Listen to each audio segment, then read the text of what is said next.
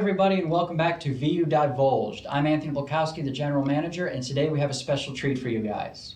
On October 24th, we have the privilege and honor of listening to Derek McGraw, who is the Chief of Princeton Police Department in Indiana. He graduated from Vincennes University in 2002 and became the Chief of Police in 2016.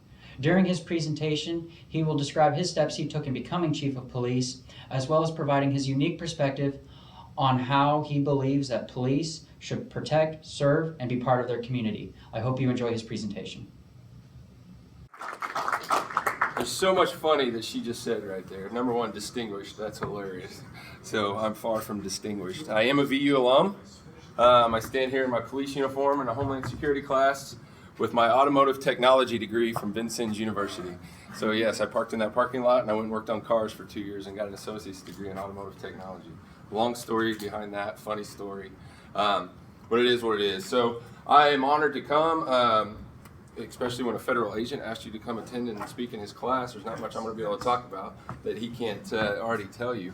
So everybody, I get that I've got a gamut here. Homeland Security, how many people are actually in Homeland Security? Okay, with that Homeland Security degree, that could be 100 different options. How many want to do what I'm doing right now? Any? Nobody wants to be a cop?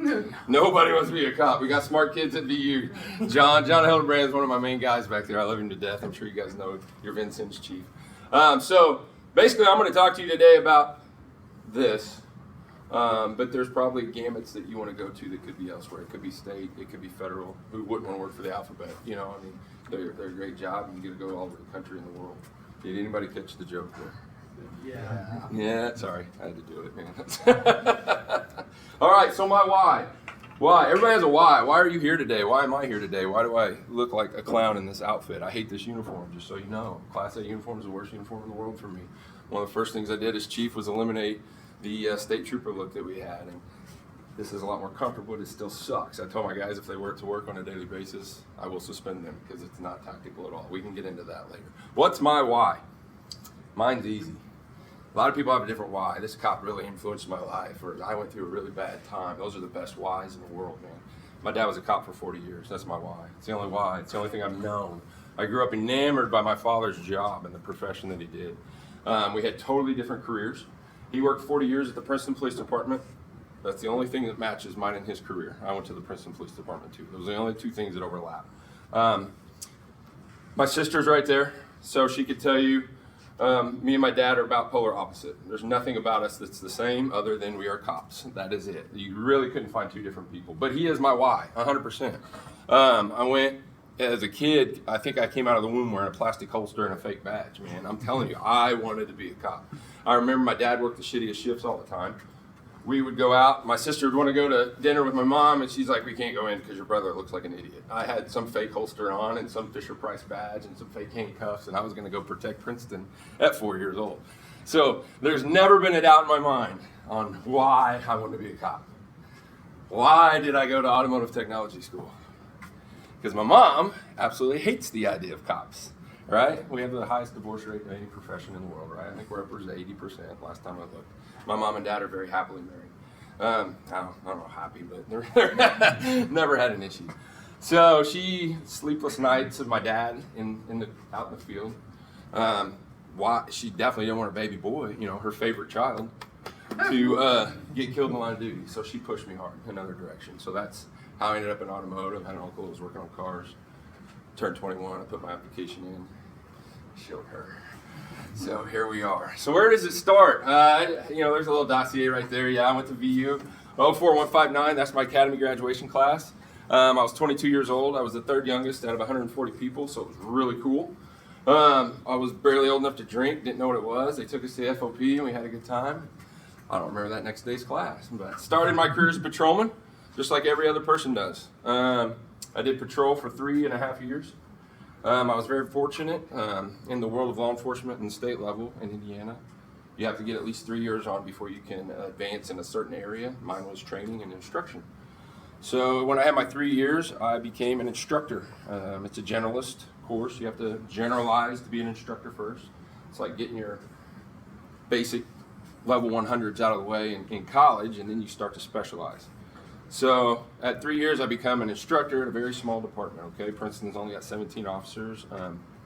I was one of 2 instructors, so they start putting a bunch of different hats on me. So I became a generalist instructor only because I wanted to be a DT instructor. That was the sole purpose. I love martial arts. I've been training in martial arts forever. We never had a DT instructor. We needed a DT instructor. Why am I hitting so hard on this training thing? Because at a small department, this is what started triggering my progression up the chain here. So I grabbed this instructor and I become a DT instructor. I start training. Well, there I know. I already got that generalist instructor. John, did you ever go to pre-basic for general instructors? The general instructor course, Yes. the worst course in law enforcement. Yes. I'm just tell you right now, I've been about every one of them. It's hands down the worst week in law enforcement when it comes to state level side. It sucks. Nothing about what you want to do is in that course. They just teach you how to put on a PowerPoint. So if I do a good PowerPoint today, you guys are, that's where my instructors came from.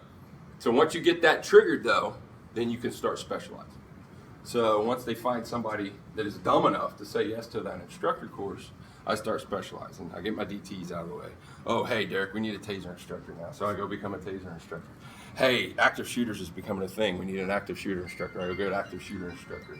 Hey, we need our firearms guys getting ready to retire. You're the only one that can pass the qual course. I can shoot guns. I don't like them. We can sit here and talk about them all day. I won't have a damn clue what you're talking about. You know, you want to talk about sights, I can teach you how to shoot them though. So I go become a firearms instructor. Well, that triggers 3 courses: pistol, rifle, shotgun. Before you know it, I quit being a cop and I'm just training all damn day. That's all I'm doing. Well, once you do that, you start getting in a little bit more of a role and you're administrated at the higher levels, you come off the road a little bit. So fast forward to 2008, it doesn't exist anymore, but we used to have a corporal position. They're like, hey, you're doing all this instructor stuff. You're helping us out, doing a lot of PR crap. We're going to give you a promotion. And the cool part was that promotion put me on day shift. So I got promoted at 26 years old in a very old man police department to day shift. You don't think there were some sour grapes up in that turkey right there? Oh, man. I was unbumpable. I'm 26, 27 years old. Dumb enough to go out and want to stop every car that moved. Dumb enough to want to go get search warrants for every house that was out there. And there's some salty ass old dudes on days. Been there 30 years, young man. You don't know what we've been through. God, if I ever get that way, I hope I retire, just so you know. I'm getting close, probably. But we started this new thing. It was a phenomenon. School resource officer. And they're like, Derek, you're 27 years old. These kids love you. I was coaching sports at the time. You want to be a school resource officer. I'd been on days about 37 seconds. I was bored out of my mind. Second shift is where I came from. In Princeton, if anything's going to happen, it's from 3 to 11 p.m. Every call, every fight, every drunk, every meth head, you name it, man. We were hopping. It was a blast. Go to day shift, and we got to go do a funeral escort. I got to go do a VIN check. They're like, you want to go be an SRO? I'm like, I'll try anything right now because I'm bored and I do not like what I'm doing. I was only an SRO for 6 months and I've been a police officer for 20 years. That was the best 6 months of my life. It transcended my career holistically. I think John was an SRO for a long time. If somebody tells you that being an SRO is a do-nothing job, they don't know what the job is with being an SRO. And that's what really turned my career and shaped where I went for the last 15 years. Because I was able to make a difference in a lot of people's lives. 2008 to 2009, that 6-month window overlapped in a thing. I met every kid from kindergarten through senior. To this day, I still get birth announcements, wedding invitations, graduation requests from when they were in kindergarten and now they're graduating high school. It was the most fulfilling aspect I ever had in my life. And how it transcended everything, because within 6 months I got another promotion and I got promoted to detective sergeant.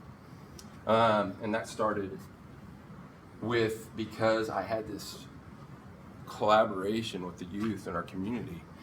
And meth was hot right then, okay? We were making our own meth back then. We weren't getting it from Mexico on the crystal. We were actually making the dope. We were the guys were in the anhydrous field stealing anhydrous. They were doing the shake and bakes. The backside and the unfortunate part to meth is a very sexual drug. So we had a lot of child molests and we had a lot of sex crimes. I should have turned that off a long time ago. I apologize. So we needed somebody to interview.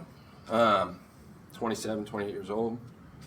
I still look like a kid. I probably still do act like a kid today. I went to forensic interviewing school and I became a forensic interviewer in investigations. Cool part about small departments. So in a minute, I'm going to get to your why. But my why right now, there's big departments, there's small departments, there's federal departments. Every one of them is different. I just spent a week in San Diego last week at the National Chiefs Conference with half of the police force from, from Evansville. John will attest, us small departments, we make up 90% of all law enforcement agencies in the United States of America. You think of Indianapolis, you think of Evansville, you think of Fort Wayne, you think of LAPD, San Diego, that's 2%. 90% of law enforcement, it's Vincennes, Indiana, Princeton Police Department, Ligonier, Indiana, probably the most influential chief in the state of Indiana is from Ligonier, Indiana right now, Brian Shear. Does anybody know where Ligonier is? I don't either. I couldn't get there if I tried. I'd have to GPS it. He is the most influential chief in the state of Indiana. He sits on the training board. He's got the governor's ear. He has a manpower force of 6. He's in a 2-horse town. So it doesn't matter. What I'm getting at is, when you go to Evansville, and they're going to make you a detective, you're going to investigate check fraud for the next 20 years, and that's it, because there's enough of it to go around. You're going to do homicide, which is awesome. You're going to go to narcotics, and you're going to go to all the auto thefts, right? I got to do all of that.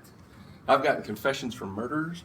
I've gotten disclosures from child molest cases. I've done $250,000 fraudulent cases on check frauds.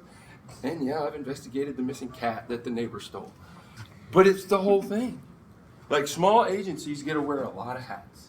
So what's triggered when I have 3 years on, I become an instructor and I start putting on several different hats. And then that translates into investigations where I start putting on several different hats. And man, it's a blast. Now, it can be overwhelming because you never perfect anything. The homicide detective for 20 years that I spent a week with in San Diego, probably one of the best ones in the country. Because that's what he's done, right? So it's cool. You gotta look at what your why is, right? So I go to investigations, I get a chief that loved to be a police officer and didn't necessarily want to be an administrator. And he's like, Derek, can you do something with this? So he hands me these papers and he slides them in front of me. I'm like, it's the budget, chief. What do you want me to do with it? He goes, I don't know what to do with it. Just do the budget. I'm like, this is $2 million. Like, you figure it out. I don't care. So I go to the mayor. I'm like, hey, what are we going to do with this budget? I'm not lying, guys. This was 2014, 2013. It was all handwritten. Right? That's exactly what I did. It was handwritten. So I put our entire budget into an Excel spreadsheet, auto calculations. I had an 80-year-old mayor. I walked in and I showed him the numbers. I'm like, well, you're off like $200 there. You go, how do you know this so quickly? I showed him the spreadsheet. He goes, how the hell did you do that? I'm like, what's calculations? Is a spreadsheet? I mean, he didn't even know how to work a computer, let alone what Microsoft Excel was. So that starts my transition into the dumbest role I've ever taken in my life. Chief of Police. I got to speak in front of a women's group the other day at Princeton, and this lady introduced me, and she was so proud to have the chief of police there. She said, this has got to be the greatest role you've ever had. It's the worst role I've ever had. It sucks, man. Really, but small department again. I still have a radio on. Like, you see, like, there's a lot of chiefs don't even know what this is or how to work it, right? This sits on my desk 24/7. No, I do not look like this every day. I wear normal clothes. I look like John. I'm in khakis, I'm in a polo, but I'm also very tactically sound and ready. I have my vest in the back of my car. This radio is sitting on my desk. I will run out the door to go get in a fight. I will run out the door to go help work a wreck. I had a part-time guy came to me from Vanderbilt County. He'd worked at Vanderbilt County for 30 years, retired. He still had a little gas left in the tank. Comes to work. He's an SRO. Snow day happens. We got wrecks everywhere. School's canceled. He pulls up at a wreck that I'm working. I'm in the car and I'm working. He knocks on my window. What are you doing? I'm working a wreck. What are you doing? There's like 3 more waiting. What? He was like, I'm confused. So that car hit that car, and I got his driver's license and his insurance, and we're going to put that. And no, I get, like, I've never seen an admin work a wreck before. Well, this is how we do it in a small town. We all fill out, we all work. So your desire and your passion as a leader is going to set the tone for whoever it is you're in charge of leading. You can be mediocre, but who you're leading is going to be mediocre. I want to set the bar so damn high that they can't fail, even when they are mediocre, right? So you got to do your job, you got to do it right. I'm gonna look at my watch a little bit because I'm on time. Let's go to your why. What's your why? Somebody give me some help. I want this to be interactive. I want you to interrupt me if you have a question. I know we're supposed to save them till the end, but I'll get sidetracked and I'll get pigeonholed, and I may have a touch of ADD, so I'll shoot off on a squirrel tangent. So, touch, it's a big no. So what's your why? Why are you here? Tell me. What are you gonna do? What's the goal? My goal? Yeah. Well, I want to work pretty much more or less investigation. Perfect. On currently more along arsons. Okay. Yeah. Excellent. We need second responders all the time. Firemen. Did you get the joke? Did you get the Yeah. joke? Yeah. Firemen, cops, we have fun. Yeah. They're a blast. No, absolutely. I love my fire department. They're awesome. Excellent. That's a hard one to work too, right? Because all your evidence is burned up. So good luck with that. Why are you here? Well, I hope to join one of the alphabets. I love the alphabets. They're great. With the FBI Intel Excellent. Analysis Unit, or the Behavioral Analysis. So your GPA's through the roof is what you're telling me. Not yet. Yeah. Excellent. Why are you here, my man? Me? Yeah. I was born in a really small town, so Love it. I was born and raised to just get back to the community. That is a great one. I hear that all the time. So as I become an administrator, I go through the hiring process. So let's hit the next one here. I'm pretty sure, just to kind of tell you a little background. Princeton, Indiana, not big, right? It's a little smaller than Vincennes, 8,300 people. 6 square miles. It's nice and easy. I can get anywhere I want in town. You know, I talked to somebody one day, but they were a big city, and they were like, to get to my house, to the police department, it's like 45 minutes. I'm like, shoo-wee, I could circle Princeton 10 times in 45 minutes. It is what it is. We average around 8,000 calls of service a year. Some years it's 7, some years it's 9. Those fluctuate from here to there. Go ahead and hit the next one. We got a 17-man department, like I said. I have 2 part-time officers. I love my part-time officers. I don't hire part-time officers to get into full-time. I hire part-time officers that are retired and have a little gas left in the tank so I can get that use out of them. Would everybody in this room agree, because you have some knowledge of law enforcement, we're in a very hard time right now in law enforcement? I was with Billy Bolin last week for a week. He's the 3rd largest agency in the state. We're all fighting over the same 5 people, you know. I was extremely excited when Professor asked me to come and talk here because you guys have ambition and desire to be in law enforcement. You will not believe how many applicants I get that saw that there was a job opening, like, I kind of wanted to be a cop. That's not a good why. I don't want that guy. I don't want a holster sniffer. I'm sorry, that's disrespectful to say, but I don't want that. So I'm gonna go get these 2 dudes that got some gas left in the tank, that knew what they were doing, that were respected in their community, that have a boatload of training still have to give, and I'm gonna bridge that gap for a minute while I wait on you to come work for me, and not this person that has no clue what cops do. I really don't, right? I don't need that in my department in a small agency. Billy, he's down 35 cops on a consistent basis. He may be hiring heartbeats every once in a while, and you're gonna have the instances that are making national news. I don't want to be in the national news. I can tell you that right now. Chief of Police Derek McGraw in front of Fox News or CNN, God help us, because that means shit hit the fan. And I don't want that, okay? So I put all my focus. I know every one of my dudes' kids' birthdays. I know all my dudes' wedding anniversaries. I know when one of my guys is breaking up with his girlfriend or his wife. I know what's going on, not because I'm nosy, but because I need to know the product I'm putting in the street, right? If you're having a bad day, and you're going to his domestic on his worst day, your bad day and his bad day are not going to overlap very well. And that's where you get excessive force complaints. That's where you get bullshit arrest complaints. That's where you get lawsuits. Lawsuits. That's where I get the FBI walking in my office investigating me for something. You know? So I got to be very conscientious of the product I'm putting on the street. And yes, my manpower is a product that I'm putting on the street. Number 1 lawsuit in law enforcement, what is it? Good guess. Excessive force. Any other? Corruption. Corruption's a great choice. Failure to train. That will be the number 1 lawsuit in law enforcement. Failure to train.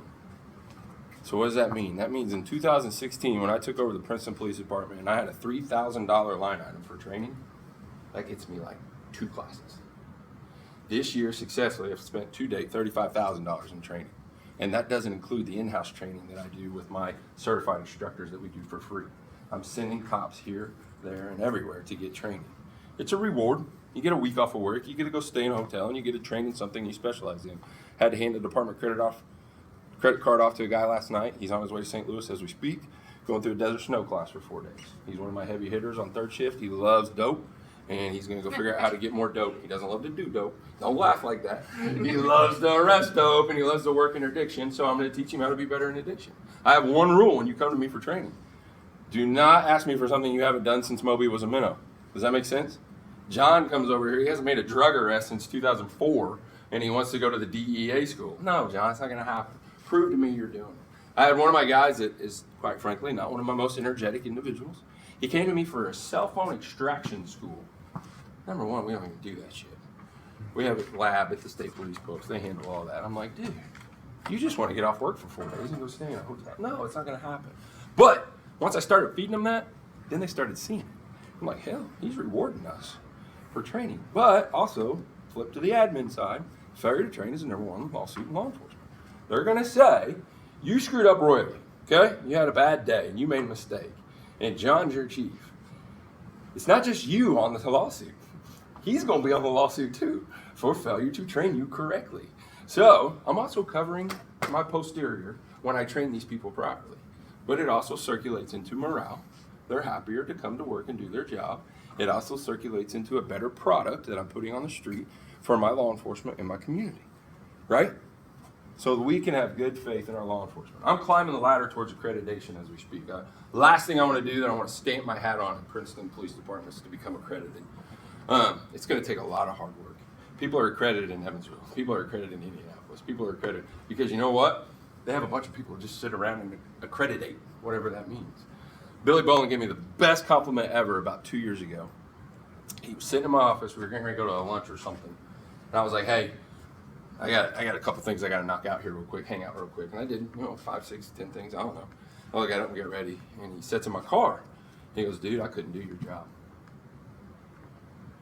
You're the Evansville Police Chief, 3rd largest agency in the state of Indiana. You couldn't do my job? He's like, I just watched you do 10 things that I got 30 people who work for me do.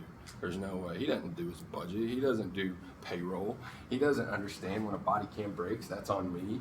He doesn't understand that I need to give you 4 days of leave because you've got National Guard duty. He doesn't get that the cars need an oil change service. He doesn't know their best recycling program. There's a whole bunch of stuff that goes on my plate as a chief in a small town. Cool, not cool, I don't know. Big difference than a big town, right? Then you got sheriff's departments. God help us on that. Their head honcho's a politician. Jesus. He only cares about smiling and shaking babies or, no, kissing babies. Get that right. All right, I don't know. What's the next slide? I'm getting off track again. Here's my makeup on my department. We have the chef, which is me.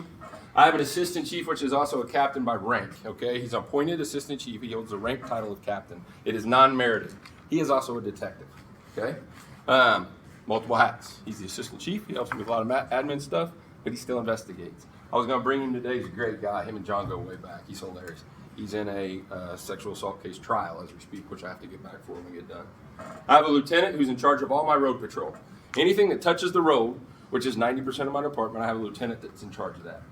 I have 4 sergeants, 3 of which are road patrol. I have a day shift sergeant, I have a 2nd shift sergeant, I have a 3rd shift sergeant. So if I get woke up in the middle of the night, I'm going to be asking my 3rd shift sergeant why. Now, I do get woke up in the middle of the night a lot, and I want woke up in the middle of the night because I want to be informed. But if I have to come to work to do their job, why am I paying them more money, right? And we've had that conversation. Everything you did as a patrolman, you still do. But now you also make sure he does everything that he's supposed to do as a patrolman. You're a sergeant, you make more money. The 4th sergeant in this picture is the coolest one on my entire department. He looks like he's straight out of Duck Dynasty. His beard's out to here. He's bald, and quite frankly, he's a badass. And he works for the alphabet. I task forced him out to the DEA, and it's the smartest move we ever made. He has chopped the head off a snake. When I was in investigations, was fortunate enough to work narcotics, and we would be doing undercover buys, and I would literally have to be, I'm not lying, guys, I would have to be hiding in the weeds because I had to be so close because my recording equipment sucked that bad. We had a $3,000, everything's $3,000. I just now thought of that. My training budget, anyway, my narcotics budget was $3,000. That was it. That's what they paid us to work dope, right? We had to buy our dope with that $3,000. We had to buy the equipment, whatever, it's $3,000. John's first buy that he did as a DEA agent, he's in a helicopter flying over Princeton, watching with some multi-million-dollar equipment. Long story short, I went from a $3,000 to a $3 million drug budget, right? And every case he works and every case he's tagged in on, we also now have the opportunity to get what's called DAG money. DAG money is great money because DAG money means that's not in my budget and I can use it for, there's parameters, of course, but things that I couldn't afford. So the very first thing I bought, which was really cool, is a speed sign. You've seen them. You drive by them, they flash red and blues at you, and you're like, oh shit, there's a cop. No, it's not. It's just a sign on the wall. I bought that. It's stupid, right? Sounds dumb. But I posted on the bottom, paid for by your local drug dealer. And man, the community just loved that, because it was. I mean, that's what we did. That was a caveat I didn't catch when we moved into the DEA. I just wanted a DEA officer, because the feds have so much, they're so much better at what they do. I'm not gonna lie. I'm gonna pump you up for a minute. The FBI is the smartest in the room. The DEA is the best drug in the room. Nobody knows what the CIA does. But, you know, I mean, it is what it is. They're really good, and you get those people. And now he's sitting, one day he's in Texas, one day he's in Mexico, one day he's in LA, and he works for the Princeton Police Department. Very cool. We went through a process to get to the guy we thought that we were gonna put there. We had an interview process. Everybody's like, it's gonna be him. We know it's gonna be him. We went through the interview process. The special agent in charge sat down with me, and he goes, dude, I'm blown away. I was like, I know, because it's gonna be him. And he goes, I agree with you. We did it right, we got lucky, and I got the right guy down there. So he is a sergeant in investigations. I can call at any moment in time. He comes home and he works for me. I don't hardly ever see him. He's got an office in Evansville. Say the turd hits the fan, I got a murder or something bad. Hey John, he's back here. He drops what he's doing, unless he's in Mexico or LA or somewhere, and he comes back and he's still assigned to me. I pay his salary, I pay his benefits, they pay all his overtime. That's how it works. He's the highest paid Princeton police officer and has been for the last 6 years, because his overtime is nasty. 18 to 20 hour days consistent. So, and then everybody else is a patrol officer. Inside the patrol officer, though, they all have multiple hats. You got FTOs. I've got an ERT team. I think, hit the next slide. I think I named some of them up here. Yeah, we got training officers. We've got a bike patrol program. Our newest thing that we actually just collaborated with Vincent's on is the ERT team, emergency response team. That is a triggered response to, we screwed up something really bad. Typically when you find something, it's because you screwed something up, right? We screwed something up really bad, and we realized, hey, we need to specialize in this because of the DEA. The DEA comes in. I know y'all have seen in the news. Man, 2-year veteran police officer makes traffic stop and nets 67 pounds of methamphetamine. Yeah, he's not that good. That's a DEA stop all day long, guys. We knew that dope was in that car. Okay, so maybe one guy got lucky one time, but more than likely we knew that dope was in that car, right? You all know how investigations work. We screwed a stop up like that really, really bad one time. So we were like, we need to specialize in this. Well, coincidentally, John's like, hey, we want to specialize in this, and we kind of got it going. We just signed an MOU, so Vincent's and Princeton are going to work together. Turd hits the fan in Princeton, he's going to send me dudes. Turd hits the fan in Vincent's, I'm going to send him dudes. Every month, we train together in some specialty, whether it's breaching a door or whether it's a high-risk traffic stop. Either way. So the ERT team, I could go on all day. I'm really proud of. Obviously, we have our patrol unit. I got my CIT unit that's just actively starting. Mental health is a big issue right now in our community. You have to take it seriously. If you're a police officer and you're going to put this badge and uniform on, you have to take mental health seriously. You can't just say, well, that person got a problem, I'm going to take them to jail. That doesn't fix their problem, all right? And I'm really going to hammer on where I'm going with that here in a minute. Accident reconstruction, I got a dude that's a brainiac. He loves computers. I just bought him a drone. Man, he's in heaven. He is in heaven. He flies his drone everywhere. He does accident reconstruction, algorithms and math and algebra. And good job, Dan. Go keep doing that. Nobody. FTO program. Quite frankly, one of the most important programs in all of law enforcement. What's FTO mean? Field Training Officer. Why is it so important? Any idea? I get a guy back from the police academy, 16 weeks, right? He's ready to go, ready to hit the road. He's programmed, he's robotic, he's ready to go. Not even close. 2004, I got a police academy. Here's the keys. That was my field training program. They showed me how to start the car. That was it. I took over in 2016. We changed a lot of stuff. FTO was the #1 target I had. So now, when they get back, they got 10 more weeks of Princeton Police Department training, right? You got to learn Indiana law, then you got to learn Gibson County law. Then the most important law is policy and procedure. That will hang you every time. That is our Bible, our SOP, standard operating procedures. That's what will get you every time. Failure to train will fall into that category. Remember I talked about that? They're going to tag. Every time I get sued, I have to send a copy of my SOP with it. Where did my dudes violate their SOP? I think it's 187 pages deep. It's very detail-oriented, and we're expected to know all of that with case law, with IC codes, with everything else that changes that is almost virtually impossible to keep up with. We're humans, we're going to fail. It's going to happen. FTO program is totally to pull that out of them. Going back to being accredited, if I'm accredited, that means we're doing everything correct. That means when the lawsuit comes and I slide my accreditation paperwork over and the attorney goes, damn it. But I'm not there yet. So when I slide some things over, I'm gonna give you a funny story. One of my guys calls me, he goes, Derek, I screwed up. I'm like, all right, it happens, we'll figure it out. He goes, I went and gave a depo today. And I was like, okay, what happened? He said, we stopped his car. We searched the car, incident to arrest. I was like, I'm still not understanding what we did wrong. I told him we searched it based on our policy of searching a towed vehicle. That'd be great if I had that policy. I don't. Right? So the defense attorney, it's Gibson County, Princeton, we're all friends. He calls me, he goes, hey. I was like, I already know. I was like, but it also triggered, because we screwed up, I start the policy. Court proceedings start. My merit board hearing happens, and I get the policy passed. It's a 30-day window on a Tuesday. Wednesday, I get called to court to testify in the suppression hearing because my guy screwed up in the deposition. He did everything right. He worded it wrong in his depo. He did everything right. He searched that car incident to arrest. That's not what he said in his depo. Get on the stand, great guy, defense attorney, is Chief McGraw, are you responsible for the policy? Yes, sir, blah, blah, blah. Can you advise the court, do you have a policy on inventorying a vehicle? Yes, we do. And asked me when I got it. Do you have a policy on it? And I was like, yeah. And that wasn't the answer he was looking for, right? He's never going to ask a question he doesn't know the answer for. And he went dumb for a minute. Like, this guy is awesome. If I had to have an attorney, this is the guy I'm hiring. That's how good he is. And he's and he's talking his paper. Chief, when did you get that policy? And I leaned into the microphone, real deep voice, and I went, Tuesday. Judge goes, case dismissed. It was a good laugh, though. Funny story. But you got to have fun with your job. You're going to make mistakes. It's going to happen. I didn't even write that guy up. He just screwed up. There's times you're going to be wrote up and suspended. All right, let's hit the next one because I'm going way over. I told you I didn't know how long this was going to go for me. My governing body is made up of a civilian merit board, okay? 2016, I took over. We did not have a merit board. So anytime something happened in the police department, somebody got in trouble, somebody got hired, somebody got fired, it was all politically motivated. The Board of Works, there's a city council, and then there's a Board of Works in our government. Vincent's is very similar, I'm pretty sure. The Board of Works is who controlled us then. You get a civilian body and it takes policy out, right? They're in charge of policy. They're in charge of our procedure, hiring, firing, promoting, demoting. They handle all of that for me, but they're civilians. They are not elected officials, okay? 2 are appointed by the mayor, 2 are appointed by my police officers, so we have a say in the game, and then 1 is appointed by the city council. There's a little political motivation. The 2 that come from the mayor, 1 has to be a Republican, 1 has to be a Democrat. 2 that come from my officers, 1 has to be a Republican, 1 has to be a Democrat. Personally, I think that's horseshit, but it is what it is. That still brings politics into play, and I don't like it.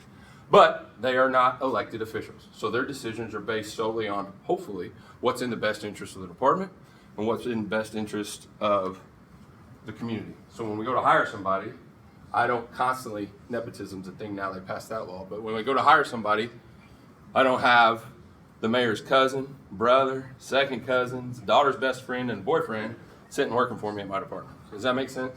That's why you definitely want a civilian mayor board. Also, when I do have the mayor's son working for me and he gets in trouble, he's not getting a disciplinary hearing from the mayor and the Board of Works that he appoints. He's getting a civilian from an outside perspective. I've only had to go through 1 very crappy disciplinary hearing, and they suck, but it's just like a court proceeding, and it's part of due process. And you got to live with it, and you got to go with it, okay? And once they answer the question, you put your big boy pants on, and you go back to work the next day, okay? Yeah, I got my butt kicked in a merit board hearing is what I'm telling you right now. All right, next. Let's see what's next. Protect and serve. This is kind of what I was going back to. If you notice, there's 2 words there that are highlighted, underlined, and italicized. You see them on the side of the police car, protect and serve, protect and serve. Where's this guy going with it? The protect's the easy part. I got a bulletproof vest on. They train me how to shoot. They train me how to fight. They give me a taser. I'll protect you all day long. Most cops forget the second part. We are also here to serve our community. What does that mean? What does serve? What's serve mean? You got to pick it on you because you're in the front row. What's serve mean to you right there? Cowboy shirt. What's serve mean? It's easy, right? Waiter serve, right? They make food. Service. Waiter service. Cop driving down the road. Change flat tire. Is that service? Serving your community. Hit the next slide. It's the only slide that's kind of cool. There's a bunch of pictures here. What are these pictures? Pictures of us having fun, looks like, right? Just us having fun. We're having a good time. No, what we're doing is we're out serving our community. My goofy ass SRO at Christmas dressed up as the Grinch and wore that to school all day. Look at these top pictures right here. You know what that dude's getting his hand shook for? That was last week. I'm telling you what, that's one of my favorite moments. I shook that kid's hand because I'm sending him to Disney World in January. Cops connecting with kids, Disney adventures. We send 8 kids to Disney World every year. That one's big. There they are at Disney World last year. They're there at the airport. Underprivileged kids will never have a chance to go to Disney World. It's once in a lifetime. They're character counts kids. They do everything right, but they don't necessarily get noticed. They're not straight A students. They're not the star athletes. But they also have never been in trouble. They don't miss school. But their parents are doing the best they can. Those kids, we send them to Disney World. That's great right there, right? Last year, I came up with this stupid idea that I was going to drive around town and give everybody a ticket. That's a ticket right there. That's Ben Kennard. He's the owner of Clinker's Restaurant in Princeton. I called him. I was like, hey, this summer I want to do a character counts thing with their kids in our community. I want to give them a ticket every time I catch them doing something good. See a kid out mowing the yard? It doesn't happen anymore. But if we did, give them a ticket. See a kid picking up trash? Give them a ticket. See a kid helping an old lady across the street? Give them a ticket. What is a ticket for? Free bread pudding. That's all it's for. Ben loved the idea. We're rewarding them for good behavior. We go to the communities. We go to school events all the time. We have Citizens Academy. We teach women self-defense. Bobby Wood, my assistant chief, he probably teaches 35 self-defense classes a year. And it's packed, and he has to turn them down all the time. We did National Night Out. I was on the grill myself. I didn't just have people come in and give us food. I'm flipping the burgers by myself. That's what service is to me. Now, why? Because you know what? One night that turd's going to hit the fan. And you're going to be scared to death. And you may have been raised, unlike me and my sister, to not understand cops aren't bad people. Right? But you know what? That guy's been serving our community. And his face has been out there embedded in our community on a consistent basis. I'm going to go talk to Derek. I know him. I can trust him.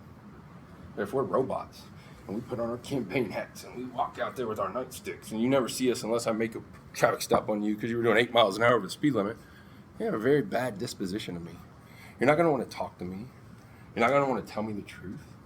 You're not going to want to help me solve a crime. So I'm going to let the cat out of the bag.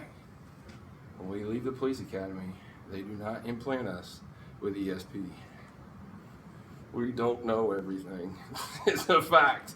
I need help. I need witnesses. I need statements. I need collaborating stories. I need a lot of things outside of that little piece of hair that you see on Law and Order, like, oh, there's the hair we need for the DNA collection. That doesn't happen, guys. It happens because we are serving our community. We're developing the relationships. 10,000 people or less in my community, right? There is no reason I shouldn't know them all. Sounds asinine. But I'm out in the community on every day. I serve on 23 different boards in our community, and I'm out in our community every day. The worst job I ever had being police chief, hands down, because I don't get to be a cop anymore. That's my why. I want to be a cop, right? I'm not a cop anymore. I look like one, kind of act like one every once in a while. Probably have the dirty mouth like one. But realistically, I'm not out making arrests. I was on the news about 6 months ago. One of my guys got in a pursuit with a moped. I was able to catch the pursuit pretty quick. He was on a moped. Guy bails into the cornfield. I'm out serving our community. I know the farmer who's there in the cornfield that he went into. He drives up with his John Deere Gator, and he's like, hey, you want my Gator? And I'm like, absolutely I do. So me and one of my officers get in, we go around the back of the cornfield. State police come in. Somebody from Vincennes, I think fire department came in with their drone, thermo, cornfield, brand new dog with state police. Total shit show. Puppy wanted to play with the corn ears. The thermo was too thick for the cornfield, whatever. We're there for an hour and a half, sweating our butt off. We're on the dog. Jason Swan's my guy that's riding with me. He leaves his body cam on, thank God. True admin story. He'll get a kick out of this. I take off. You can see me on my body cam running into the cornfield. There's the chief of police going into the cornfield. I get about 3 rows deep. You can't see anything. Her radio's in the car. So now I can't communicate with anyone. Get back to my car. Where the hell did my handcuffs go? They fell off in the cornfield. I mean, legitimate admin right there. Nothing tactical about anything I did there. So anyway, we're driving the John Deere. I told you I squirreled a little bit. We're driving the Gator back. We're giving up. Hour and a half. We give up. Pack it in. I'm driving down. Cornfield's right next to me. Where he went into cornfield, we measured it off, was 1.3 miles over that direction. Okay, so we're driving down this lane because we tried to set a perimeter up. We're joking, literally on body cam. I'm laughing about the canine. I felt so bad for the state trooper. It was his first deployment with the dog. I don't know if you know troopers that well, but they're pretty hardcore and everything's perfect, right? And this guy just felt like that tall because it wasn't his fault. The dog had never been in a cornfield, so he thought the ears and the tassels were a toy, and he played with them instead of searching for the guy. So we're laughing. I mean, we're joking about it. Corner of my eye, 2 rows deep in the cornfield, red t-shirt and boots laying on the ground. And I went like that. Body cam's hilarious. I'm going to have to testify to it. Actually, guy played. I don't have to testify to what I said. Thank God. But it went pretty aggressive, real quick. You go up, you go down. So let's go to the next slide. You go up, you go down. Are you willing to sign the contract? What's the contract? What's the contract? What is it? Is it the contract that you're going to make this much money and these are your benefits? You know, where are we at on the contract? That's not the contract I'm talking about. That day I'm telling you about in the cornfield, I was here, then I was here, then I was here again, then I was here. It's a roller coaster of emotions on any given moment in time. I think the average human makes this many decisions in a day. The average police officer makes this many decisions in a day. But we're not average, right? We're humans. So after all that day happened, a year and a half ago, I had a guy try to stab a sword through my head. After all that happens, guess where I'm going? Home, right? My contract that I'm signing says I'm going to miss Christmas. I'm going to miss birthdays. I'm going to miss my daughter's volleyball banquet last night. I got there with 30 minutes to spare. I am willing to kiss my wife and children goodbye every day when I go to work and not know if I'm coming home. That's my contract. Anywhere you get in Homeland Security degree, I don't care if it's with the FBI, I don't care if it's with a small agency, I don't care if it's with a large agency, I don't care if it's DNR. You're going to have to be willing to sign this contract. So we're getting real deep for a minute, all right? Next slide sucks. I just heard this last week. I was in San Diego. I was in San Diego for the National Chiefs Conference with over 200,000 cops. I don't want to have to fulfill my contract. I can assure you of that. But if you sign the contract, are you willing to fulfill the contract? What is fulfilling that contract mean? I'm willing to die for someone I don't know. I'm willing to not go home for someone I don't know. It's emotional. Triggers your heart. The guy said it last week, and I was like, damn, this dude's morbid. And then I chewed on it, and I thought about it, and I'm like, he's not lying. There was a cop on video hiding behind a building while little kids were getting shot. That son of a bitch was not willing to fulfill his contract. That pisses me off. It's a brave job you're signing up to do no matter what role you take. Understand that role. Let's get off that. Before I cry. Nobody's ever seen me cry. Have you seen me cry? I don't cry. I made you cry. DMcGraw@PrincessCity.com. Write it down if you want to ever communicate with me. I want to be a resource to anyone I can be a resource for. If it's just a conversation, John went and chief for 6 minutes, and he calls me one night, and we're chilling, you know, and just talking on the phone. Hey, what'd you do for this? What'd you do that? If I can help you in a career field, if I can help you do anything, that's my cell phone number. Text me. Don't call me because I won't answer. Text me, and then I'll call you back. All right? But I'm an open book to you guys. I've thrown a lot at you. I don't know how this presentation went because it's the first time I've ever given it. Normally I'm talking to high school kids about a job fair and, oh man, how fast can we drive without getting pulled over? Does a taser hurt? Yeah, it hurts like a mother. Those are the questions I get asked all the time, but you know, it's cool to be in a professional setting right now, and I'm excited to be here. Again, I can't thank your professor enough for having me. What can I answer for you? Let's open it up to question time. What can I answer for you? Because I'm sure I missed 100 things, and I'm sure I went over 100 things, but is there anything I can answer for you? I answered everything that well.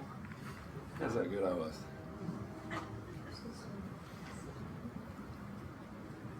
Well, I went a little early. I tried to stop it in time, so I appreciate you guys for having me. Professor, I thank you. Is there anything you need? You did very well. All right.